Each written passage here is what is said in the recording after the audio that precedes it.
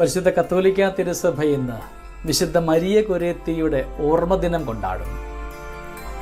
പാപം ചെയ്യുന്നതിനേക്കാൾ മരണമാണ് പ്രാധാന്യമെന്ന് കരുതിക്കൊണ്ട് അത് പ്രഘോഷിച്ചുകൊണ്ട് സ്വജീവിതം ഹോമിച്ച ഈ വിശുദ്ധയുടെ ഓർമ്മദിനത്തിൽ നാം ആയിരിക്കുമ്പോൾ നമ്മുടെ ജീവിതത്തിൽ വിട്ടുപേക്ഷിക്കപ്പെടേണ്ടതായ പാപാവസ്ഥകളൊക്കെ ഉപേക്ഷിച്ചുകൊണ്ട് നന്മയിൽ ദൈവത്തിനു വേണ്ടി മരിക്കേണ്ടി വന്നാലും അതും സ്വീകരിക്കുവാനുള്ള കൃപ നമുക്ക് തരണമെന്ന് പ്രാർത്ഥിക്കാം.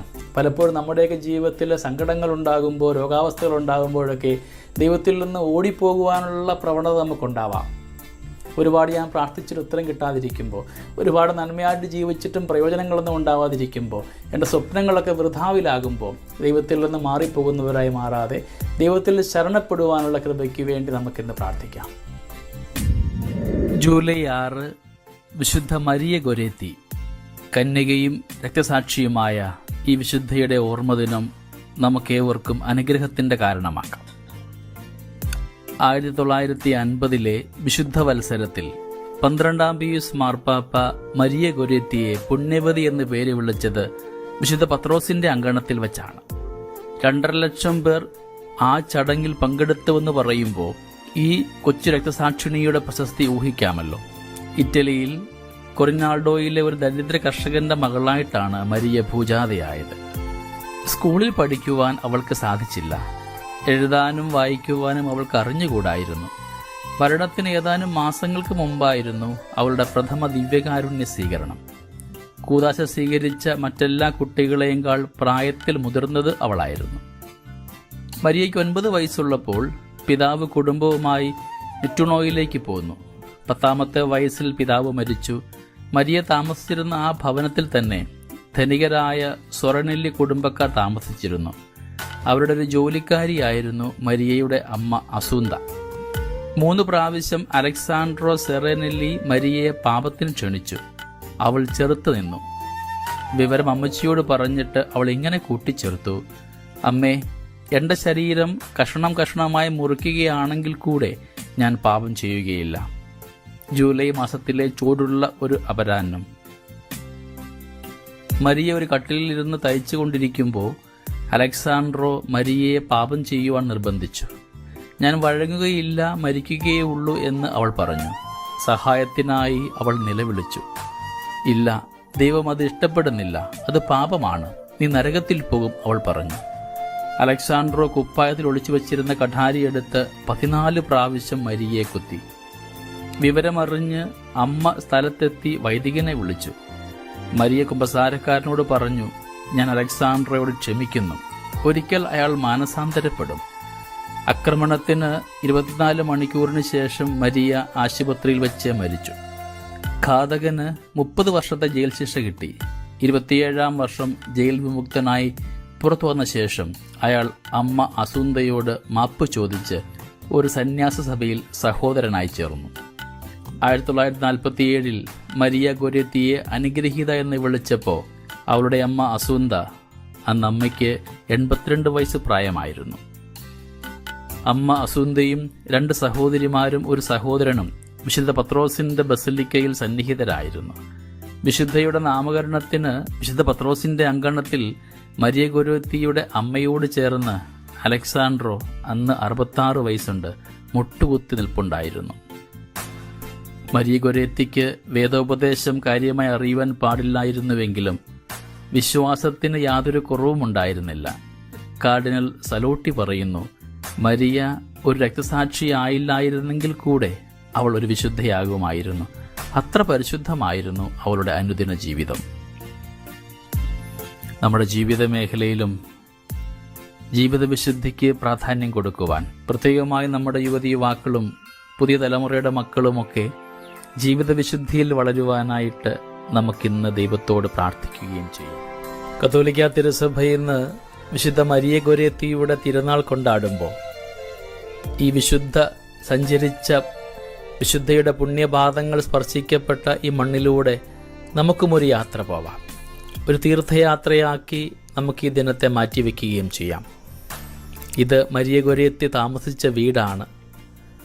വിശുദ്ധയുടെ പുണ്യപാദങ്ങൾ സ്പർശിക്കപ്പെട്ട മണ്ണിലൂടെ നാം ഇന്ന് യാത്രയാകുമ്പോൾ നമ്മുടെ ജീവിതത്തെ പവിത്രമാക്കണമേ എന്നൊരാഗ്രഹം നമ്മുടെ കൂടെ ഉണ്ടാവട്ടെ. ഈ പടികൾ ചവിട്ടുമ്പോൾ ഇതിലെയാണ് വിശുദ്ധ ഒരുപാട് തവണ വീടിന് പുറത്തേക്ക് വന്നതും തിരികെ വീട്ടിലേക്ക് കയറിയതുമൊക്കെ. നമ്മുടെ ജീവിതത്തിലും വിശുദ്ധി എന്നും ഉണ്ടാകണമേ എന്ന പ്രാർത്ഥനയോടുകൂടെ നമുക്കും പുണ്യവതിയുടെ ഭവനത്തിലേക്ക് പ്രവേശിക്കാം. അവരുടെ കൃഷിയിടങ്ങളൊക്കെയാണ് വശങ്ങളിൽ നാം കണ്ടത്. നാം ഇപ്പോൾ പ്രവേശിക്കാൻ പോകുന്ന മുറിയിലായിരുന്നു മരിയ ഗൊരേത്തിയുടെ മാതാപിതാക്കൾ താമസിച്ചിരുന്നത്. ഇന്ന് ഇതൊരു തീർത്ഥാടന കേന്ദ്രമാണ്. ഒരുപാട് പേരിവിടെ ദൈനംദിനം കടന്നു വന്ന് അവരുടെ പ്രാർത്ഥനാ നിയോഗങ്ങൾ എഴുതിയിട്ട് ജീവിതത്തിൽ ഈ പുണ്യവതിയുടെ കൃപ നേടിയാണ് പോവുക.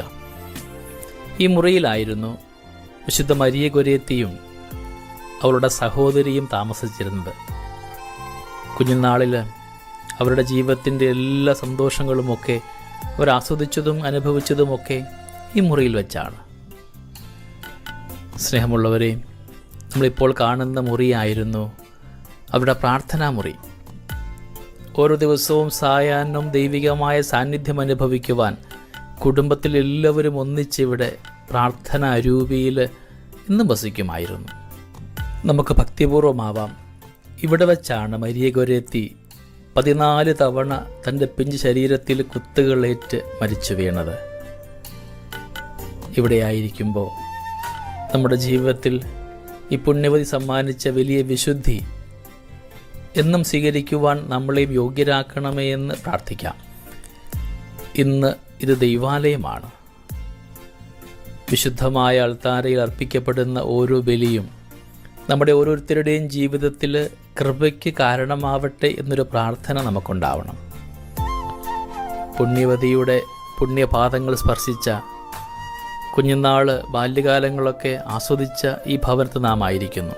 നാം ഇപ്പോൾ കാണുന്ന ഈ മുറിയിലായിരുന്നു അലക്സാണ്ടർ താമസിച്ചിരുന്നത്. പ്രലോഭകൻ തിന്മയായിട്ട് അവനിലേക്ക് കടന്നു വന്നു. ജീവിതത്തിൽ ചില നൈമിഷികമായ ഇടങ്ങളൊക്കെ നമ്മളെയും പലപ്പോഴും ഒരുപാട് പാപത്തിന് പ്രേരിപ്പിക്കുന്നുണ്ടാവാം. പാപത്തിൽ വീണു പോവാതെ പാപം ചെയ്യുന്നതിനേക്കാളും ഭേദം മരണമാണെന്നുള്ള തിരിച്ചറിവിൽ നാമൊക്കെ ജീവിക്കുവാൻ നമ്മളെ ഓരോരുത്തരെയും ശക്തരാക്കണമേ, യോഗ്യരാക്കണമേ എന്ന് നമുക്ക് പ്രാർത്ഥിക്കാം. വിശുദ്ധ മരിയ ഗൊരേത്തിയും മാതാപിതാക്കളുമൊക്കെ താമസിച്ചിരുന്ന വീടിൻ്റെ ഒരു രൂപമാണ് നാം കാണുന്നത്. അവരുടെ സ്നേഹപ്രകടനങ്ങളും പ്രാർത്ഥനകളുമൊക്കെ ഒരുപാട് ആസ്വദിച്ച അനുഭവിച്ച ഒരിടം. നാം ഇപ്പോൾ കാണുന്ന ഈ ഇടത്തായിരുന്നു അവർ ഭക്ഷണം പാചകം ചെയ്തുകൊണ്ടിരുന്നത്. ഈ അൾത്താരയുടെ വിശുദ്ധിയിൽ നമുക്ക് മരിയ ഗൊരേത്തിയോട് പ്രാർത്ഥിക്കാം. നമ്മുടെ ജീവിതത്തിൽ കുരിശുകളേറുമ്പോൾ, ദുഃഖങ്ങളും ദുരിതങ്ങളുമൊക്കെ ഉണ്ടാകുമ്പോൾ ദൈവത്തിൽ ശരണപ്പെട്ട് ജീവിക്കുവാൻ നമ്മളെ ഓരോരുത്തരെയും യോഗ്യരാക്കണമേ എന്ന്. ദിവ്യകാരുണ്യമായ ഈശോയുടെ ചൈതന്യം നമ്മുടെ ജീവിതത്തിൽ ഉണ്ടാകുമ്പോഴാണ് പാപത്തോട്, പ്രലോഭനങ്ങളോട്, ലൗകികമായ ഇഷ്ടങ്ങളോട്, ചില തഴക്കദോഷങ്ങളോടൊക്കെ വേണ്ട എന്ന് പറയുവാൻ നമുക്ക് ധൈര്യമുണ്ടാവുക. ഈ വിശുദ്ധയുടെ മാതൃക നമുക്ക് സ്വീകരിക്കാം. എല്ലായ്പ്പോഴും നന്മയിലാവുകയും ചെയ്യാം. ഇന്ന് വിശുദ്ധ മരിയ ഗൊരേത്തിയുടെ ഓർമ്മദിനം കൊണ്ടാടുമ്പോൾ നമ്മുടെ ജീവിതത്തിൽ വ്രതശുദ്ധിയും നന്മയും കൃപാവരങ്ങളും ധാരാളം ഉണ്ടാവണമെന്ന് പ്രാർത്ഥിക്കാം. പാപം ചെയ്യുന്നതിനേക്കാൾ മരിക്കുവാനായിട്ടുള്ള ഒരു തീരുമാനം നമുക്ക് എടുക്കുകയും ചെയ്യാം.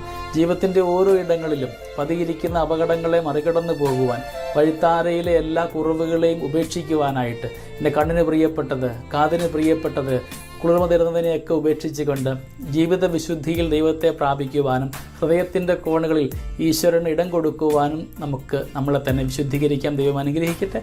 നമ്മുടെ കർത്താവ് ഈശോയുടെ കൃപയും പിതാവായ ദൈവത്തിൻ്റെ സ്നേഹവും പരിശുദ്ധാത്മാവിൻ്റെ സഹവാസവും നമ്മുടെ കൂടെ എന്നും ഉണ്ടായിരിക്കട്ടെ, ഇപ്പോഴും എപ്പോഴും എന്നേക്കും. ആമേൻ.